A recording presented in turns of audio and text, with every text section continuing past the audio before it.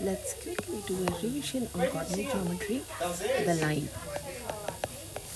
Okay. Now we know that when you're working with coordinate geometry, this is the first quadrant, this is the second quadrant, this is the third quadrant, and this is the fourth quadrant. And a point in the quadrant is always mentioned using x and y coordinates. Okay. And if you need to find the midpoint of a line which is having 2 points x1 y1 and x2 y2, the formula is, it is there in the formula book, so midpoint is equal to x1 plus x2 over 2 y1 plus y2 over 2. So write the formula from the formula book and then submit it and then find the value.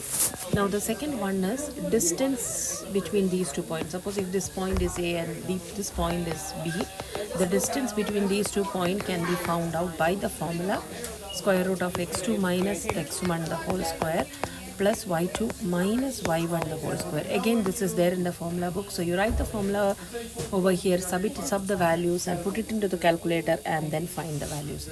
The third thing is slope of this line, that is equal to y2 minus y1 over x2 minus x1. This is the formula which is there in the formula book.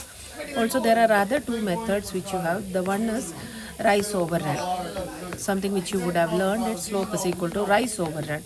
There is another method. Suppose if the equation of the line is given by ax plus by plus c is equal to 0, the slope can be written as minus a over b. Okay, to do an example, if the equation of the line is 5x plus 4y plus c is equal to 0, you can directly write the slope as minus 5 over 4. Okay, this is one thing. Now the next one what you need to learn is find the equation of the line. So there are two ways in which you can find the equation of the line. The first one is if it has a y-intercept. So if it has a y-intercept means there is a coordinate 1 and the line is passing through the y-axis, and this is called the y-intercept. Okay, if you have the y-intercept, the equation of the line can be written as y is equal to mx plus c, where c is the y-intercept. Okay. The second one is y minus y1 is equal to m into x minus x1. This is when there is a line which is a normal line and it is passing through the point x1 y1 and it has a slope of m.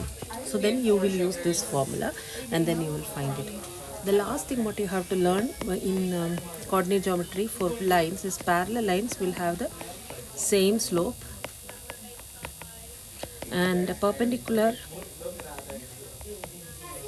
to find the line of the perpendicular slope, what you will do, you will flip and change the sign.